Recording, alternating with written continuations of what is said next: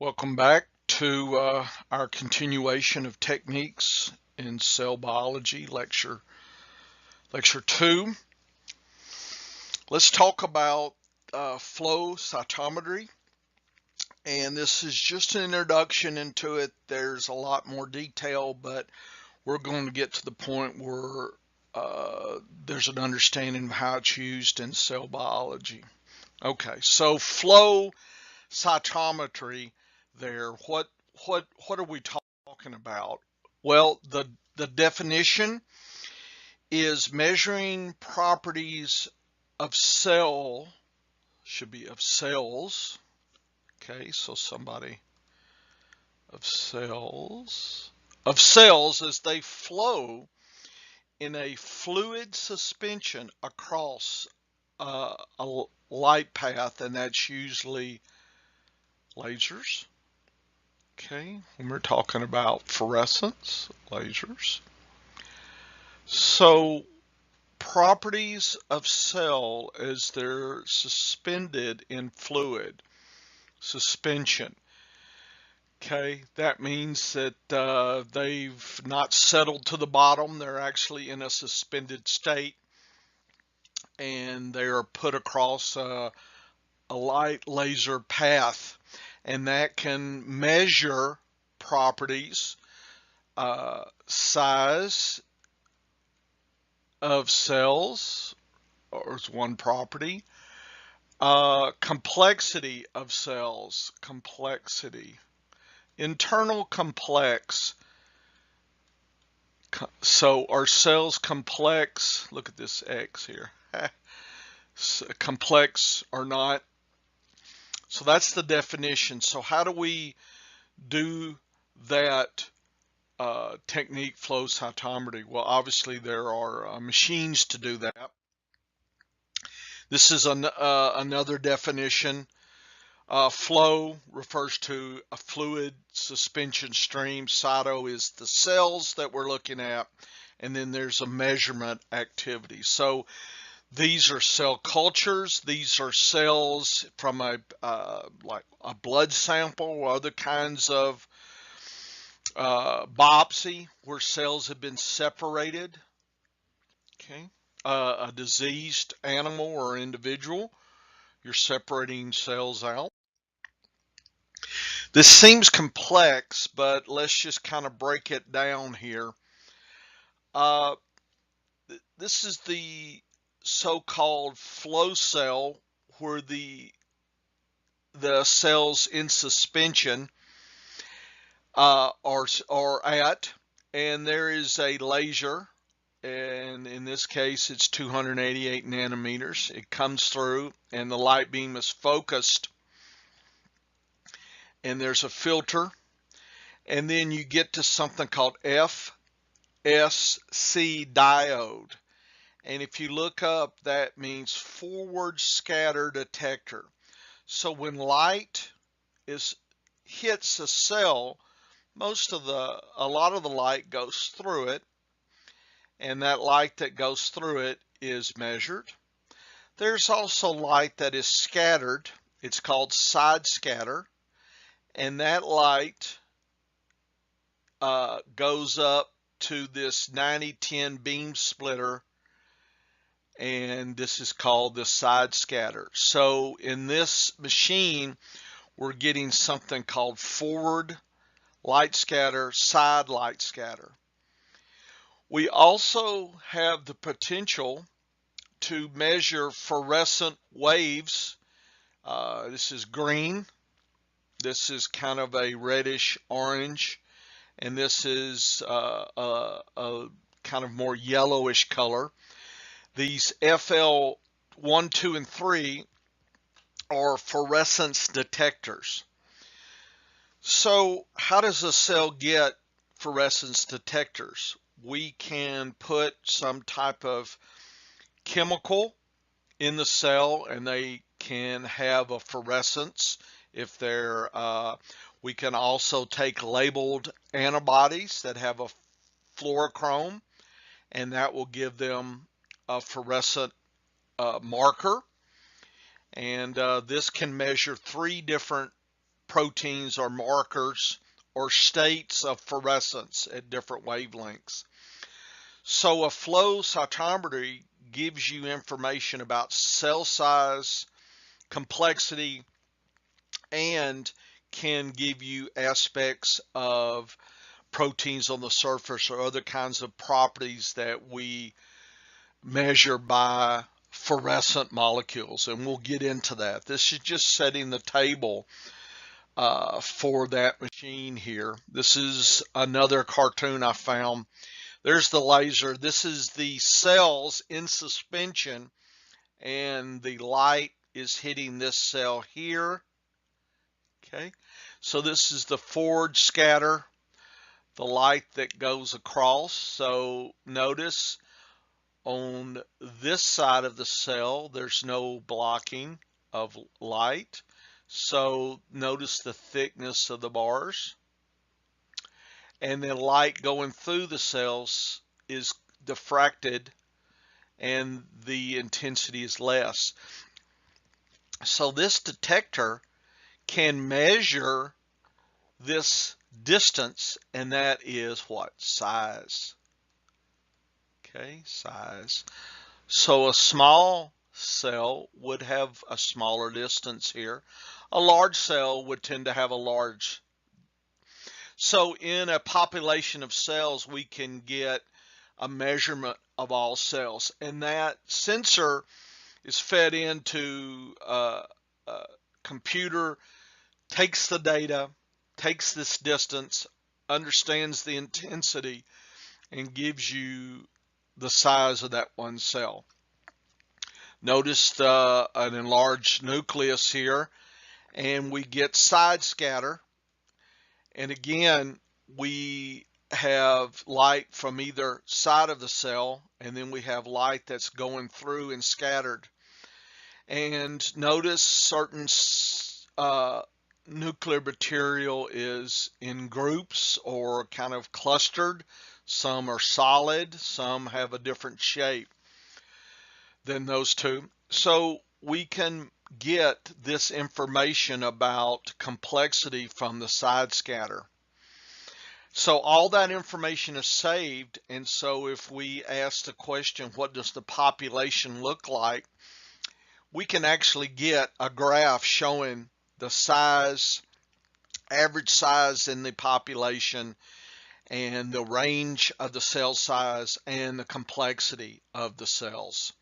So we know right away a lot of information about that. So if this is from a diseased liver versus a healthy liver, for instance, we would probably have different characteristics if you ground up the liver, separated the cells, and ran them through this flow cell.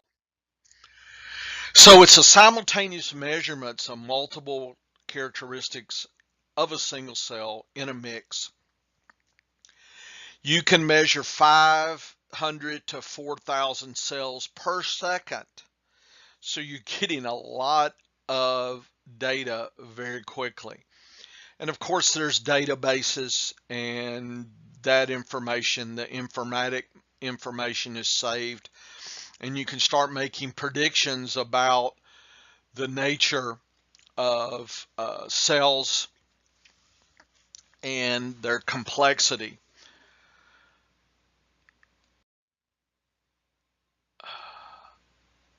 So what can he tell us?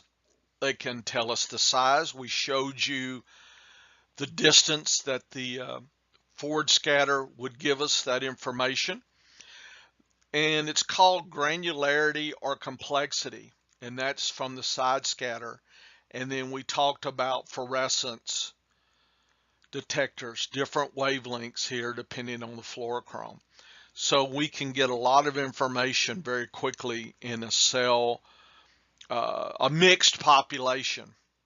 So we know what the characteristics of a diseased liver, a cancer liver might be versus wild liver. So here is the forward scatter, detects cell surface size, and then here's the side scatter hitting the complexity inside the nucleus, other materials. The forward scatter is diffracted light relative to the surface and size of the cell.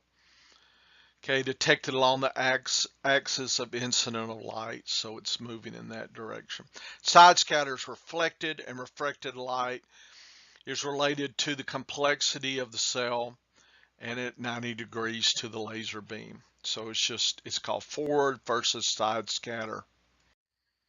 This is just the machine, it's hard to tell, but you have little test tubes of cells that you're testing.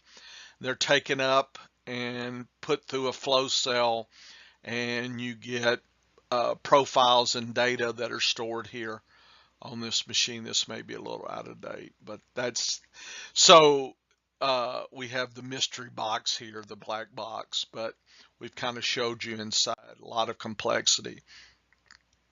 So the principles of a cell cytometer are based on, and probably in micro, a tissue or cell counter. Coulter counter, guy named Coulter invented that you could get turbidity of a cell suspension and predict number of cells, so amount of cells. The flow of cells is called laminar flow through separate cells at one time. There may be a charge that is applied to the cells. When we talk about FACS, we'll talk about charged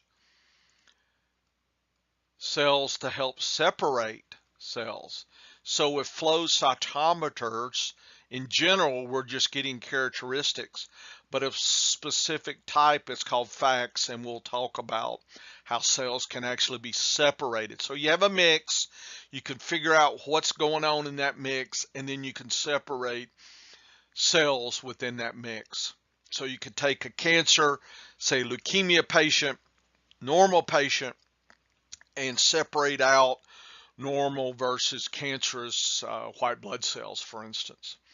We have optics and light scattering, forward and side scattering, and all that combined gives you the flow cytometry data that we've been talking about here.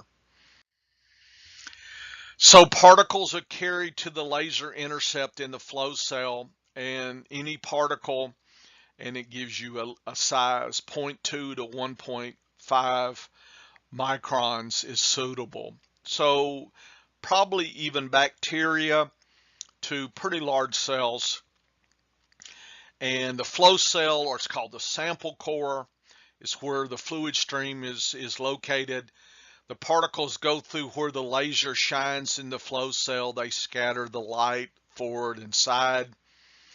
And if there's any fluorescent molecules or fluorescent aspects to the cells, they will be determined as well. The side and fluorescent light is collected by specific lenses, and you're getting detectors. So splitters, filters steer the scattered and light to the appropriate detectors. So if you look back at the original cartoon of a flow cytometer, you notice there were a lot of splitters and filters, and you were getting a lot of information. And you get electronic signals proportional to the light coming through, and that is turned into data. So the applications for cell biologists, again, we get the multiple characteristics of cells,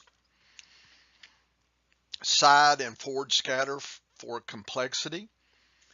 Then if we had any fluorescently labeled antibodies, wide range of cell surface, and also internal antigens. So we can get an analysis of a complex population of cell in a very short time. Okay, so we'll talk a little bit more about antibodies and fluorescence here. So in general, some of this we'll cover later, some we won't.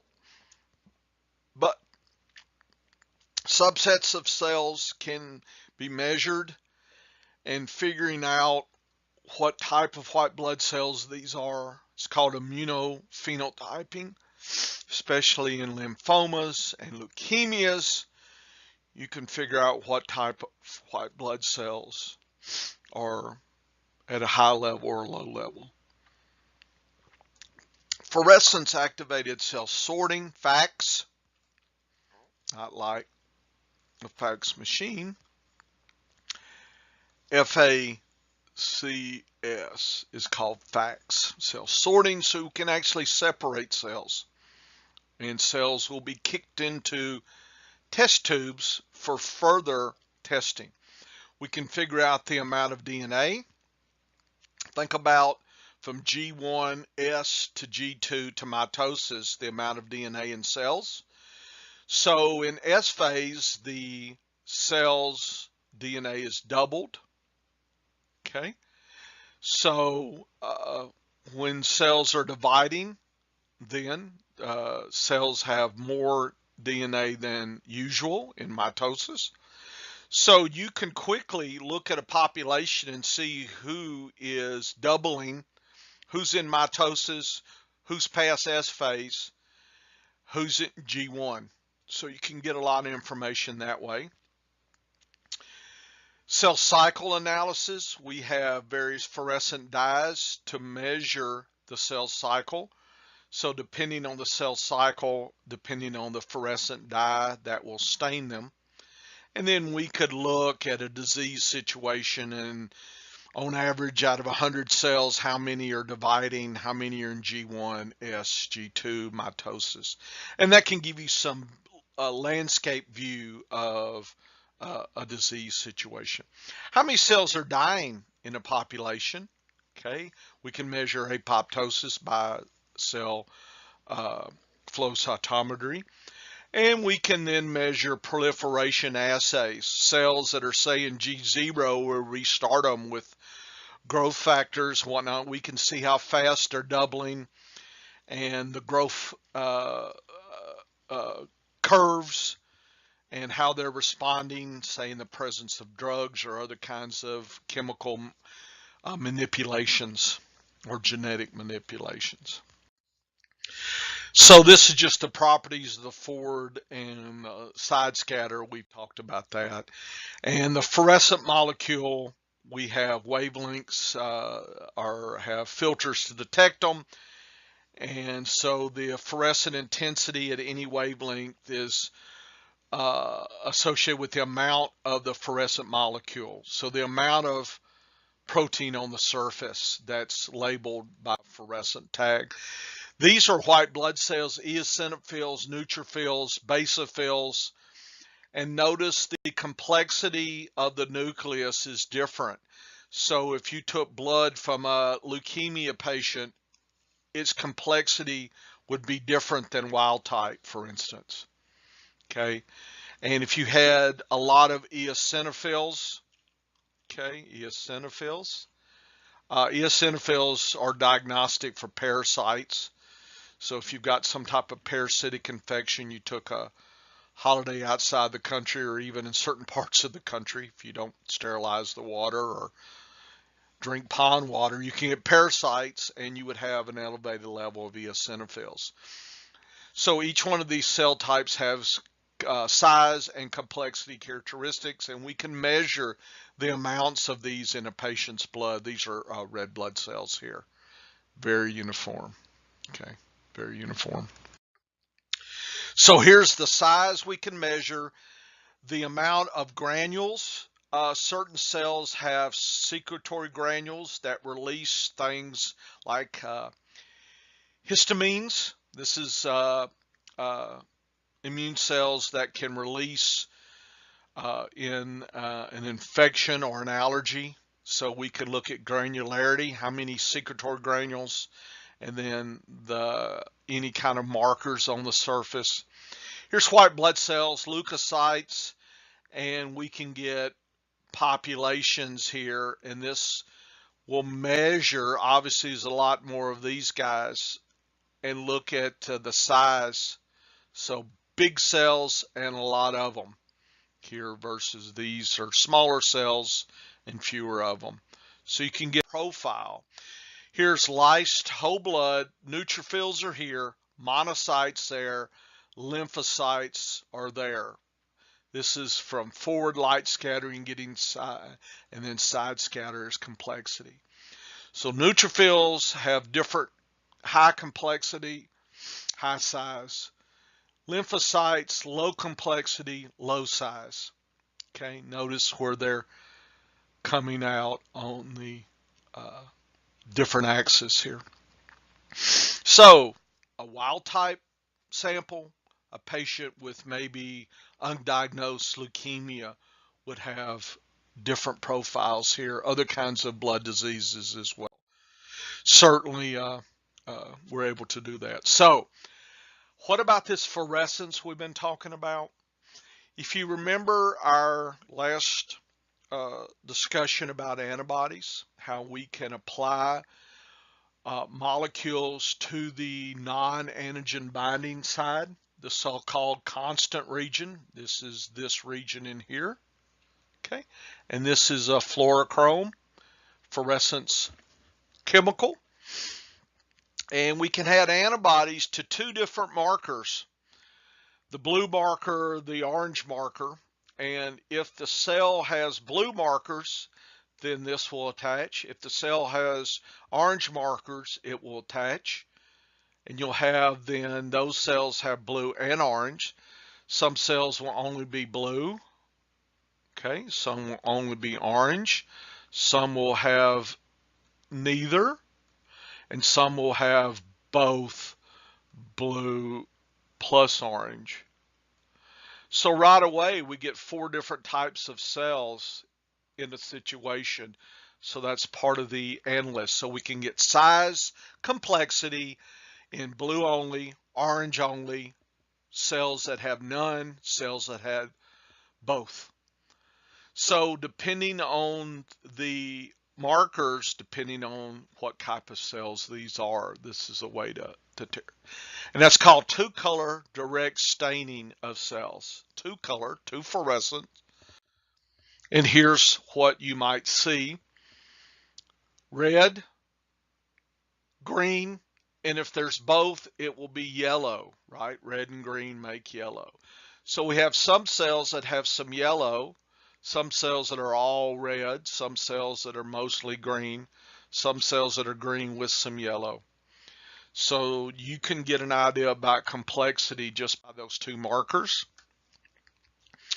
Here's a group of white blood cells, lymphocytes, and we're kind of jumping into fluorescence activated cell sorting. We'll get into more of that, but it has fluorescence information. So if we have antibodies to a protein known as CD4, and the way you would be is fluorescein isothiocyanate is abbreviated FITC, and the antibody is called anti-CD4. So remember, you made in a rat a mouse CD4 antibody. So this is a RAM anti-CD4. Here is red fluorescent antibodies to a CD8. It's called phycoerythrin, or PE. So it's red, and that's RAM anti-CD8. So you can detect cells that have CD4 only, CD8 only, both, or neither. And they pass through, and CD4 will have green fluorescence, CD8 will have orange, red fluorescence, and cells that have both will have a yellowish fluorescence. And you can measure that. You can measure the amount of those CD4, amount of CD8, amount of cells that have neither, amount that have both, and the size. So in a population, you can get very quickly CD4, CD8 positives, both or neither. So you can look at complete. Here's an example, CD3 versus CD19. These are cells that have low of both. These are cells that are high in CD19, cells that are high in CD3. Notice we have no cells that have both. They would be in this quadrant here. Okay, this quadrant there. How many cells have CD9 versus CD in a patient sample? We can measure these little dots and give you the percentage, right? Percentage of total, right? You count all these dots, you get a total. How many are CD19? How many are CD3? How many are then left that are neither? Each one can give you a percentage, and that can go into the database. Okay, what about 3 color staining?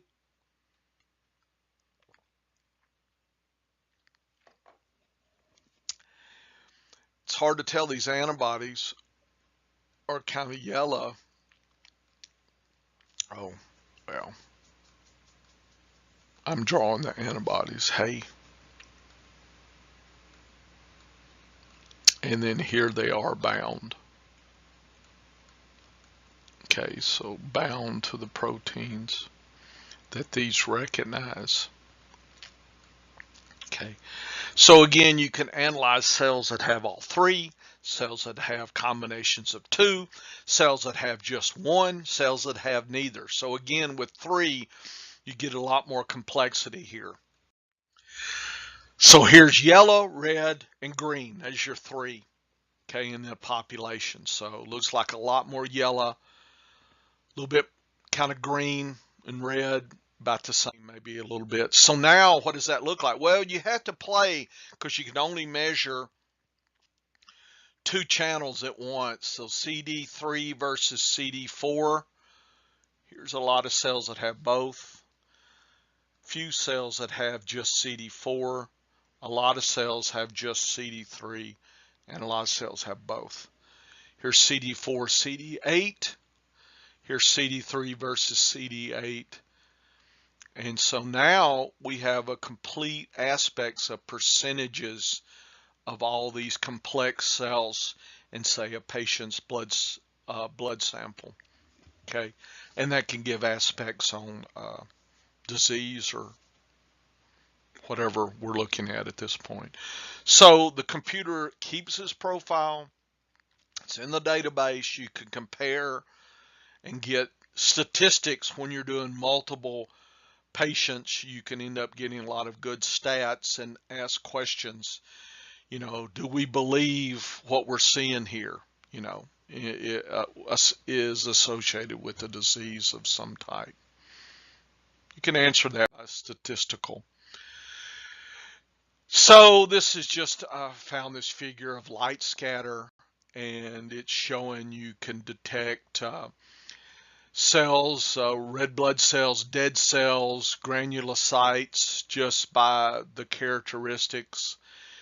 You can find cells that are going apoptotic versus cells that are alive, just comparing forward and side scatter as well. Here is a molecule, camptothecin, which will induce cell death. And you can stain these cells with a fluorescent stain called the tunnel apoptosis assay. And half the cells are apoptotic when they're exposed to this compound. Okay. And so these are the